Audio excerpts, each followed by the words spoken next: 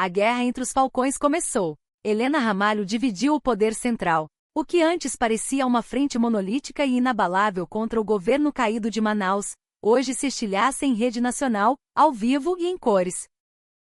O presidente da República, Arthur Sampaio, a chama de aliada, uma pessoa fantástica, e a vende ao mercado e à nação como a única garantia para controlar os vastos recursos minerais da Amazônia. Enquanto isso, o general Augusto Valente, seu ex-vice-presidente e antigo arquiteto da intervenção na região, desabafa com uma amargura visível nos estúdios da Globo News. Helena Ramalho não é a líder adequada para o Amazonas, assegura Valente, denunciando o que chama de erros graves de Brasília. Em meio a essa tempestade política que varre o Planalto Central, Helena encarna a fissura, a rachadura exposta dentro da própria estrutura de poder, forçando Sampaio e Valente a tirarem suas máscaras diante de todo o Brasil. Os detalhes a seguir na análise aprofundada que o país exige. O Amazonas, com sua crise humanitária e colapso institucional, conseguiu o impensável, quebrou a unidade de Brasília. Aquilo que por anos pareceu ser um bloco coeso de homens fortes, a chamada linha dura do governo, falando com uma só voz sobre a necessidade de uma intervenção em Manaus, hoje aparece fraturado para quem quiser ver. De um lado do ringue, o presidente Arthur Sampaio, com seu pragmatismo brutal, abraçando Helena Ramalho como a nova parceira estratégica. Do outro, o general Valente, o ideólogo preterido, marcando distância e soando todos os alarmes possíveis. Porque enquanto Sampaio celebra publicamente a governadora interina, a elogia como uma figura de extrema competência, e a apresenta aos barões da Faria Lima como a garantia de uma transição controlada que assegure nióbio, ouro e estabilidade para os mercados internacionais. Valente senta-se na poltrona fria do estúdio, encara o jornalista Ricardo Alencar e solta a frase que ecoa como um trovão por todo o território nacional. Helena Ramalho não é a líder adequada para o Amazonas.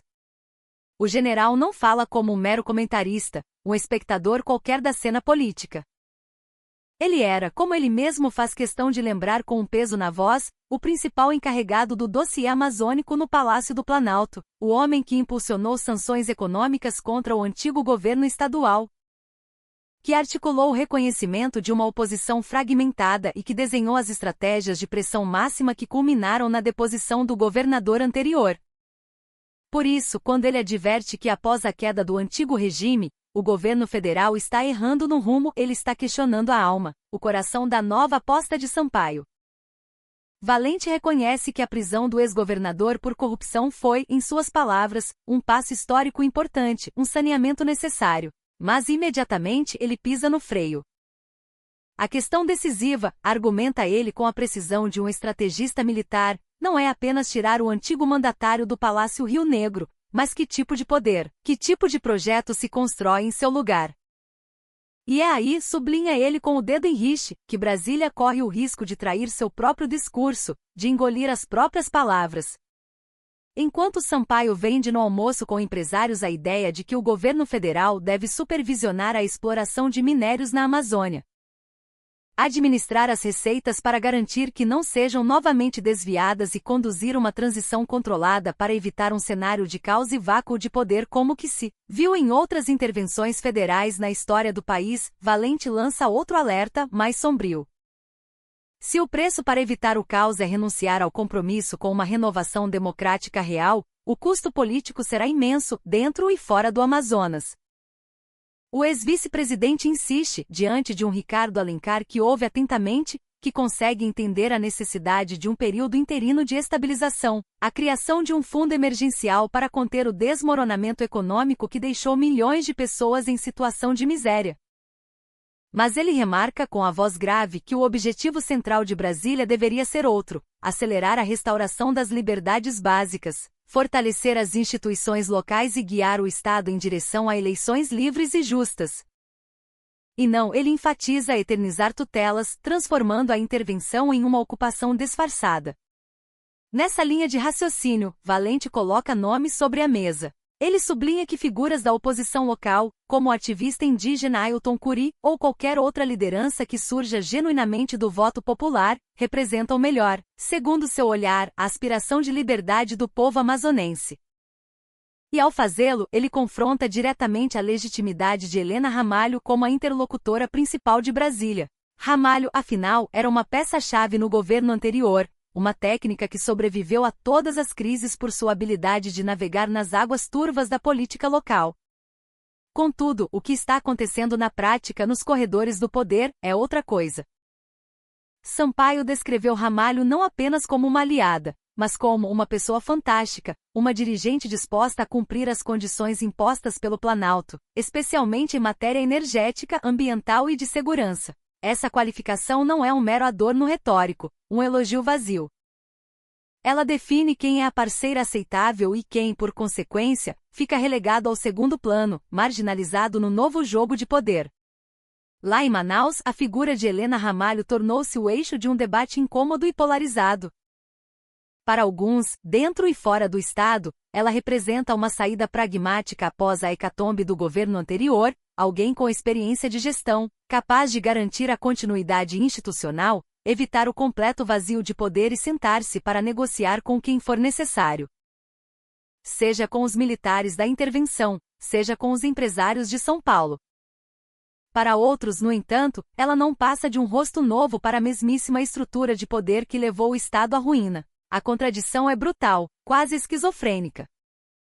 A mesma Brasília que por anos satanizou todo o círculo político amazonense, acusando de corrupção sistêmica e incompetência, agora recicla uma de suas figuras centrais como a administradora do período de transição. E é precisamente graças a esses vínculos internos, a essa profunda familiaridade com a máquina pública e suas engrenagens ocultas, que Helena é quem consegue manter o delicado equilíbrio entre a pressão das ruas, a desconfiança das forças armadas e os interesses das elites econômicas locais que sobreviveram à tempestade. O general Valente, no entanto, vê nessa aposta uma bomba relógio. Ele recorda com uma ponta de nostalgia amarga que antes da ascensão do grupo político que devastou o Estado, o Amazonas era uma das unidades mais prósperas da Federação, um polo industrial e tecnológico em meio à floresta. A devastação econômica e social posterior, ele aponta, terminou provocando o êxodo de centenas de milhares de pessoas, um fluxo migratório interno que pressiona as fronteiras de Roraima e Pará. Valente argumenta que manter figuras do antigo poder como garantidoras da mudança pode enviar a mensagem perigosa de que, no fundo, nada muda de verdade. E essa mensagem, adverte o general, não seria apenas devastadora para os amazonenses que carregaram nas costas o peso da crise, enfrentando a falta de serviços básicos e a violência crescente. Seria um sinal terrível para todo o país, porque o que Brasília faz ou deixa de fazer em Manaus é lido com atenção em Salvador, no Rio de Janeiro, em Porto Alegre e, sobretudo, nos países vizinhos que compartilham a delicada fronteira amazônica. A instabilidade crônica na região tem sido um foco de preocupação geopolítica, um barril de pólvora para toda a América do Sul. Quando Valente fala de erros na estratégia pós-intervenção, ele está questionando algo muito maior do que um nome próprio. Ele aponta para uma guinada geral na política do presidente, um novo pragmatismo que, segundo ele, ameaça enfraquecer o papel histórico do Estado brasileiro como um suposto pilar de estabilidade e ordem na região. O Brasil ainda é o líder natural da América do Sul e precisa agir como tal, especialmente em nosso entorno estratégico, remarcou ele na entrevista. Mas essa frase, que pretende ser uma defesa de princípios e de uma visão de longo prazo para o país, também desnuda a contradição central que corrói o discurso do próprio general. O que significa na prática agir como líder? Onde termina o apoio para a reconstrução de um Estado-membro e onde começa a tutela, a imposição de uma agenda que serve mais aos interesses do centro do poder do que aos da população local? Helena Ramalho, em meio a essa tormenta, converte-se em um espelho de todas essas tensões. Para o presidente Sampaio, ela é a peça que garante estabilidade, o fluxo de minérios estratégicos e uma narrativa de vitória rápida e eficiente, sem ter que ceder muito espaço para uma oposição local que ele considera fraca e pouco confiável. Para o general Valente, ela é o símbolo de uma capitulação moral, o momento em que Brasília aceita conviver com as velhas raposas em troca de ordem e bons negócios. E para boa parte do povo amazonense, Helena é algo muito mais complexo do que os rótulos que lhes são atribuídos em Brasília. Ela faz parte da geração que se formou politicamente sob o regime que colapsou, que viveu o auge e a queda de um modelo baseado no extrativismo e na dependência de verbas federais, e que agora se move entre dois fogos: a pressão interna por mudanças reais e profundas, e a pressão externa de um poder central que quer condicionar cada passo, cada decisão. O próprio debate que Valente abre na televisão deixa uma pergunta nua e crua no ar. Se a transição amazonense avança sob o controle estrito de Brasília, a quem responde realmente o futuro do Estado? Aos milhões que fizeram filas para votar, que migraram em busca de oportunidades ou que resistiram em bairros sem água e sem luz? Ou aos gabinetes com ar-condicionado da esplanada dos ministérios, onde se calcula em planilhas de Excel quanto de potássio, nióbio e gás sairão da região sob as novas regras do jogo? É aí, nesse ponto nevrálgico, que a figura de Helena Ramalho quebra a disciplina dos falcões.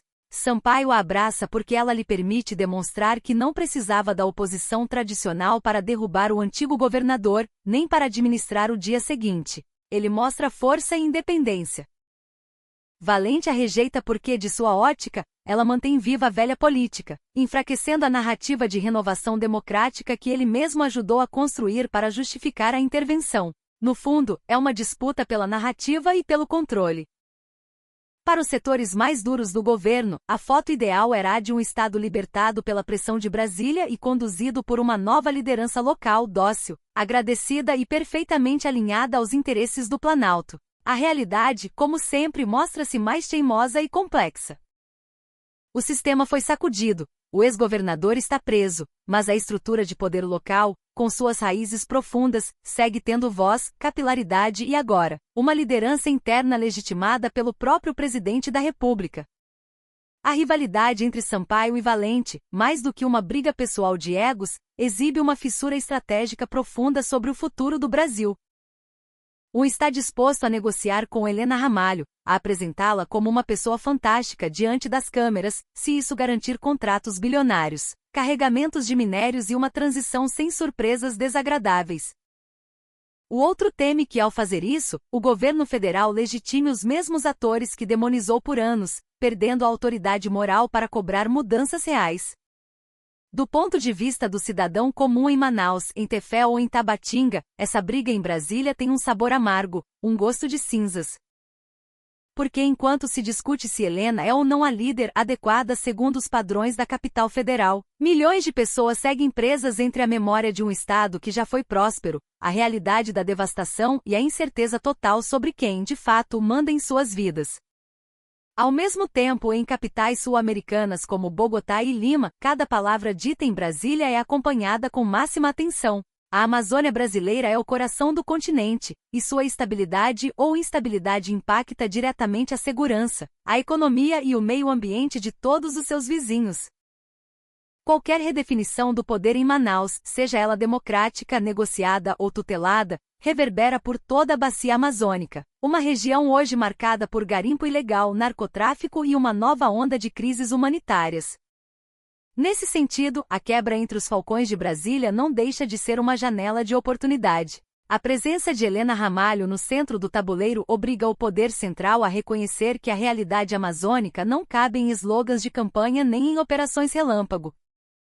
E obriga também todo o país a olhar de frente para a pergunta que ecoa pelas ruas de Terra Batida e pelos igarapés de Manaus: quem vai escrever a próxima página desta história? O povo, com sua resiliência e sua dor, ou os estrategistas de sempre, com seus mapas e seus interesses? Enquanto Sampaio e Valente trocam farpas pela imprensa, o Amazonas segue sendo o espelho onde se reflete toda a contradição do poder no Brasil. Um Estado cuja crise quebrou a unidade de Brasília, não apenas por questões geopolíticas ou econômicas, mas porque deixou evidente que a verdadeira disputa não é por uma cadeira de governador, mas pelo direito de um povo de decidir seu futuro sem tutores. E essa é uma luta que está apenas começando. A nação observa, prende a respiração, e espera para ver se a rachadura no poder se tornará um abismo.